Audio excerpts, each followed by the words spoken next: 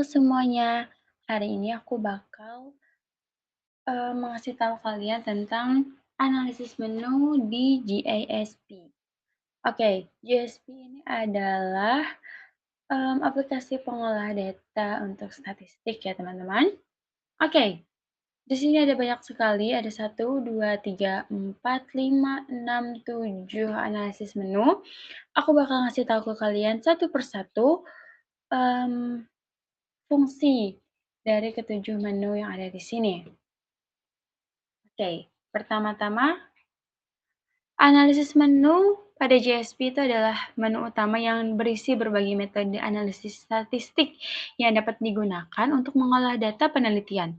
Setiap menu menyediakan dua pendekatan analisis teman-teman, yaitu ada klasikal.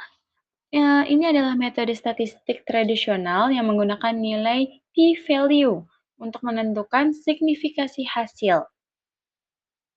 Yang kedua ada Bayesian statistik, metode statistik yang menggunakan probabilitas posterior dan bias factor atau BF untuk menilai kekuatan bukti terhadap hipotesis teman-teman. Oke, langsung saja. Pertama-tama kita input datanya dulu. Di sini kalian bisa klik garis 3 pada ujung kiri atas, kemudian klik Open Komputer, terus klik Browse, supaya kalian mudah untuk mencari datanya. Oke, ini aku sudah membuat data dari Excel. Oke, nanti tampilannya bakal jadi seperti ini, teman-teman. Di sini aku akan ngasih tahu deskriptif. Kita bisa klik di sini. Oke, deskriptif.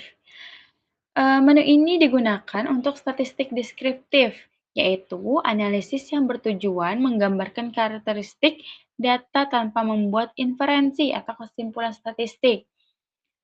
Di sini ada deskriptif statistik. Kalau kalian bisa lihat, deskriptif statistik menampilkan ukuran pemusatan dan penyebaran data seperti jika kalian ingin membuat nilai rata-rata atau mean, median,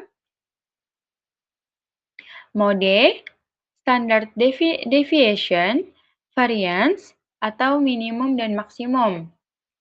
Kemudian di sini ada Rain Cloud Plot. Bentar ya teman-teman.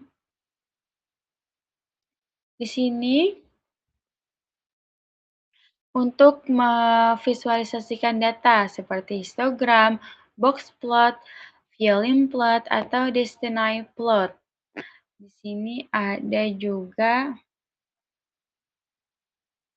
oke, kita bisa lihat.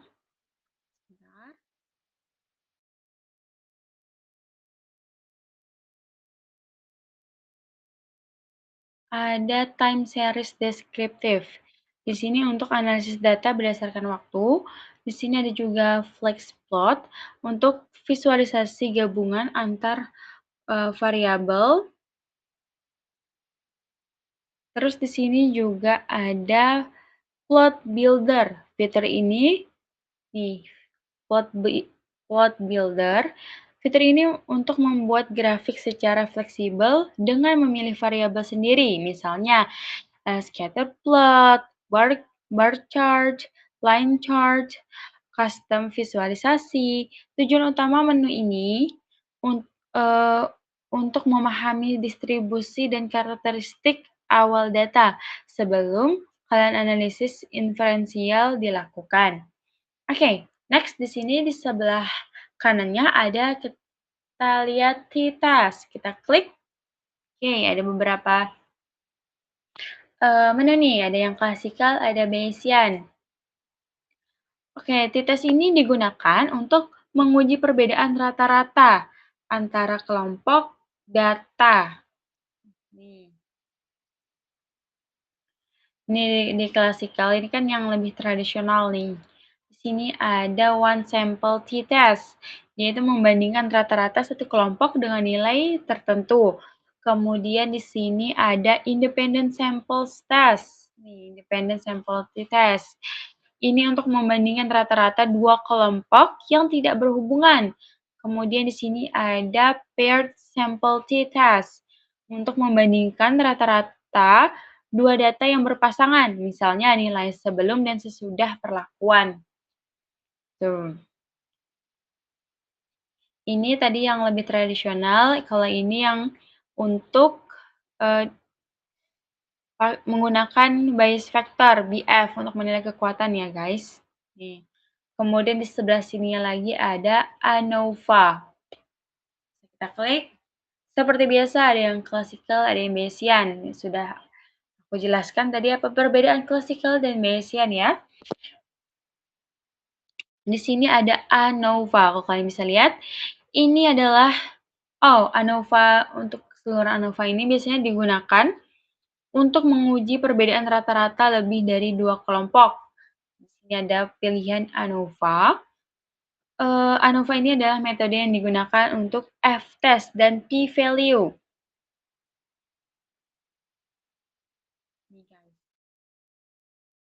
Kalian bisa lihat di ANOVA ini. Di ANOVA ada banyak ya jenis-jenisnya. Ada independent ANOVA, ini repeated measure ANOVA, ada ANCOVA, and MANOVA.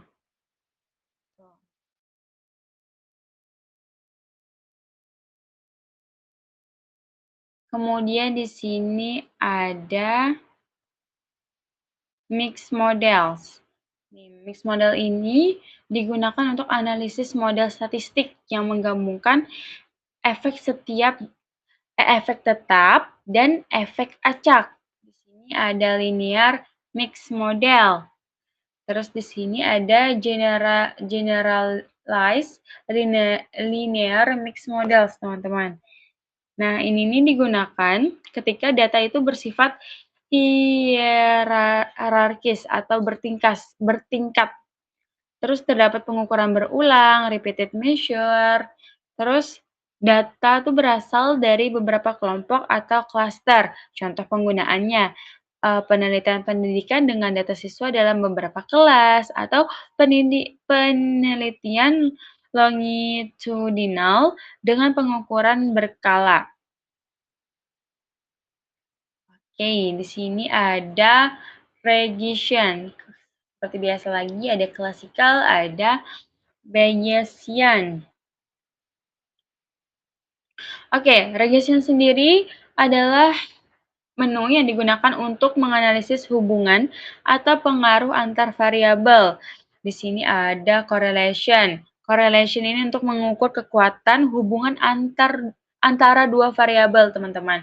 Kemudian di sini ada linear regression untuk menganalisis pengaruh satu atau lebih variabel independen terhadap variabel dependen. Kemudian di sini ada logistic regression. Logistic regression ini digunakan jika variabel dependen berupa kategori, misalnya lulus atau tidak lulus gitu. Kemudian di sini ada generalized linear model. Ini adalah perluasan dari regresi linear yang memungkinkan, misalnya untuk distribusi data berbeda, misalnya kayak binominal atau Poisson. Terus ini adalah hubungan non-linear antara variabel. Nah, ini tuh sering digunakan untuk data count, data kategori, atau model probabilitas, teman-teman. Tuh, ada yang klasikal, ada yang Bayesian. Kemudian kita bisa dilihat sebelah sini ada frequencies. Nah, frekuensi ini digunakan untuk menganalisis data kategori dan distribusi frekuensi. Seperti biasa ada klasikal dan ada Bayesian.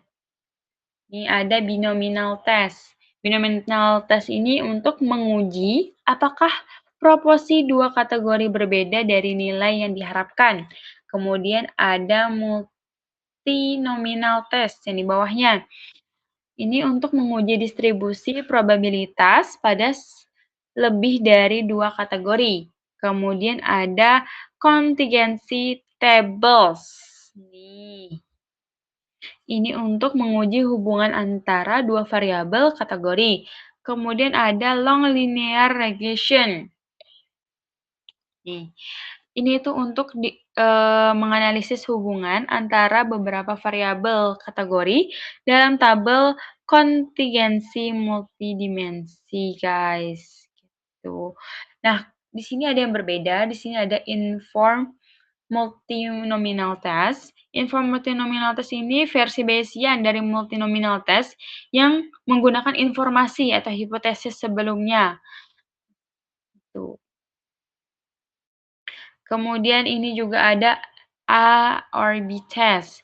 Ini digunakan untuk membandingkan dua versi perlakuan atau produk, misalnya dua desain website, untuk melihat mana yang lebih efektif nih, A or B test. Nih, ini bedanya ya, guys.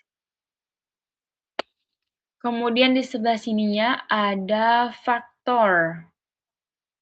Oke, di sini kita bisa lihat faktor ini digunakan untuk analisis faktor, teman-teman, yang bertujuan untuk mengelompokkan variabel menjadi beberapa faktor utama. Nih, ada 3 jenis analisisnya di sini, ada principal component analysis. Ini untuk mengurangi jumlah variabel menjadi beberapa komponen utama saja. Kemudian di sini ada exploratory factor analysis. Ini untuk menemukan struktur faktor yang mendasari data. Kemudian di sini ada confirmatory factor analysis. Ini untuk menguji apakah model faktor yang dihipotesiskan sesuai dengan data. Ini biasanya digunakan dalam penelitian psikologi, pendidikan, dan ilmu sosial, teman-teman. Nah, itu saja menu-menu yang ada di analisis menu yang ada di JSP. Untuk detailnya bisa dilihat video-video teman-teman saya yang lainnya. Oke, terima kasih teman-teman.